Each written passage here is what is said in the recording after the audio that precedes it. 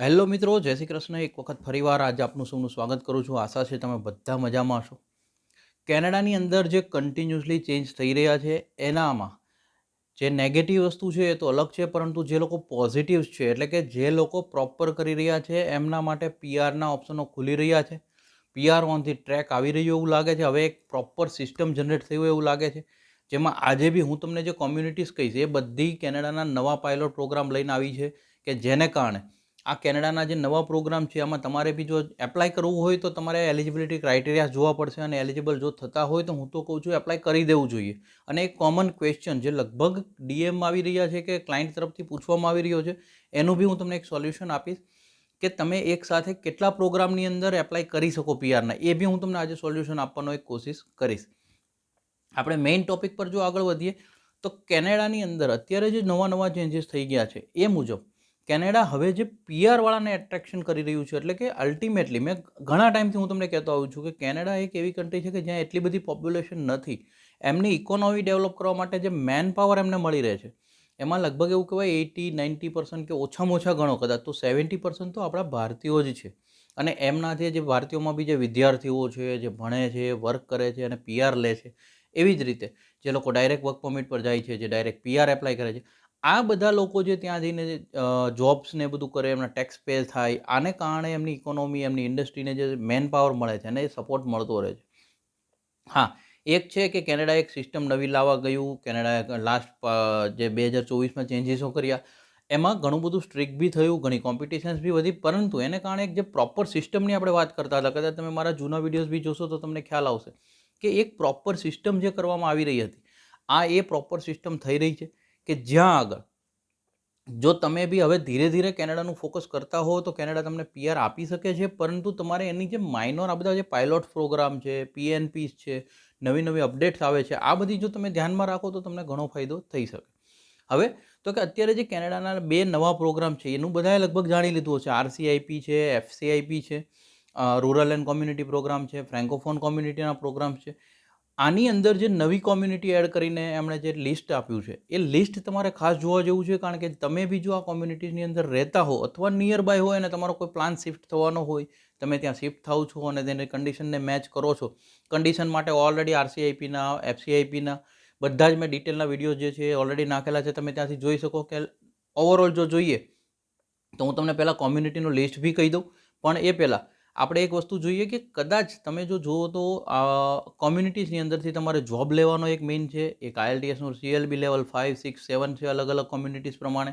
અને મેઇન વસ્તુ છે ઇન્ટેન્ટ ટુ રિસાઇડ, તમારો રહેવાનો ત્યાં આગળનો એક ઇન્ટેન્ટ છે એ તમારે શો કરવાનો છે.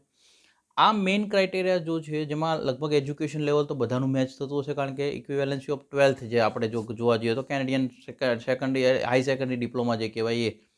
એટલે અલ્ટિમેટલી જો તમે કદાચ જોવા જાઓ તો લગભગ તો એવું છે કે તમે લોકો બધા મેચ કરી શકો એમ છો. પરંતુ હવે તમારે એ જોવાનું છે કે કોમ્યુનિટી કઈ કઈ છે. જેમની અંદર આપણે જો આરસીઆઈપીની કોમ્યુનિટીઝ અને એફસીઆઈપીની કોમ્યુનિટીઝનો વાત કરીએ તો ટોટલ 20 જે કોમ્યુનિટીઝ છે એ વધી અને 20 થઈ ગઈ છે, જે બહુ સારી વાત કહેવાય. પાસ્ટ યર્સની અંદર આપણે જોયું તો એ લગભગ કદાચ 6, 8, 10ની વાતો હતી, અત્યારે 20 કોમ્યુનિટી.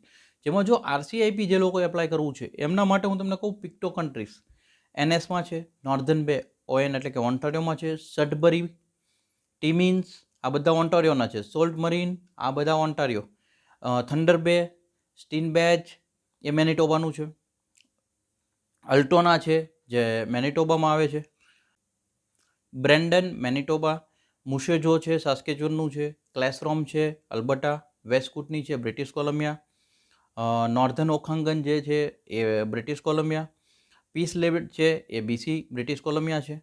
આ જ રીતે જો એફસીઆઈપી ફ્રેન્કોફોન કોમ્યુનિટી પાયલોટ પ્રોગ્રામ જે છે આની અંડરમાં જો લેવામાં આવી કોમ્યુનિટી હોય તો Acadian Peninsula, New Brunswick, Sudbury Ontario, Timmins Ontario, Superior East region Ontario, Saint Pierre જોયસે Manitoba and Kelowna British Columbia. આ કોમ્યુનિટીઝ જે છે આમને આની અંદરમાં ઇન્વોલ્વ કરવામાં આવી છે.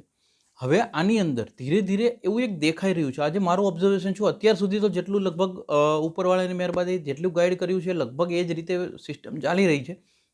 હજી એક એવું લાગી રહ્યું છે કે આ કોમ્યુનિટીઝ વધશે, કારણ કે જ્યારે જો કેનેડા પીઆર જે છે એમાં એક મેઇન કોન્સેપ્ટ શું આવ્યો હતો, આ બધું જ ચેન્જીસ થવાનો કે હાઉસિંગ ક્રાઇસિસ, જોબ ક્રાઇસિસ જે ઊભા થયા હતા, આ વસ્તુને જો ઇમિગ્રેશને ક્લિયર કરવી હોય તો આનો એક સોલ્યુશન એક જ દેખાતું હતું કે જે વ્યક્તિની જ્યાં જરૂર હોય ત્યાં એ સેટલ થશે તો આ ત્રણેય પ્રોબ્લેમો એકસાથે સોલ્વ કરી શકાશે. એટલે આની અંદર એવું બની શકે કે ભવિષ્યની અંદર હજી નવી કોમ્યુનિટીઝ બી એડ થતી જશે, પ્લસ કદાચ કેનેડા પીઆર લેવાનો આ જ રસ્તો સૌથી સરળ બનતો જશે કે જેની જ્યાં જોબ હશે એટલે કે ફાઇલ ફિલ્ટર થઈ જશે. આ કામથી લગભગ એવું લાગે છે કે કેનેડા આગળ જશે, પીઆર આપશે. અને જો તમને માહિતી સારી લાગી હોય તો એક લાઇક કરી દેજો. આપણી બીજી ચેનલનું યુટ્યુબ હેન્ડલ હું ઉપર રિફ્લેક્ટ કરાવી દઉં છું, @HM વિઝા કાઉન્સેલિંગ. એને બી તમે સબસ્ક્રાઇબ કરો ને એના વિડીયોઝ બી મેક્સિમમ સુધી પહોંચાડો, કારણ કે સ્પ્રેડ એજ્યુકેશન, સપોર્ટ એજ્યુકેશન. દરેક કન્ટ્રીની માહિતી દરેક મા બાપ સુધી એજ્યુકેશન રિગાર્ડિંગ પહોંચે તો એમને જે આપણા તરફથી મદદ થઈ શકે એ આપણે કરી શકીએ. અને બીજું કોઈ ક્વેશ્ચન્સ કે કંઈ બી હોય કોમેન્ટ કરતા રહેજો. અને 21 ફેબ્રુઆરી આપણે લોકો લાઈવ મળીએ છીએ સાંજે 6 વાગે. બાકી આપ સૌનો ખૂબ ખૂબ આભાર. Thank you so much. જય હિન્દ, જય ભારત.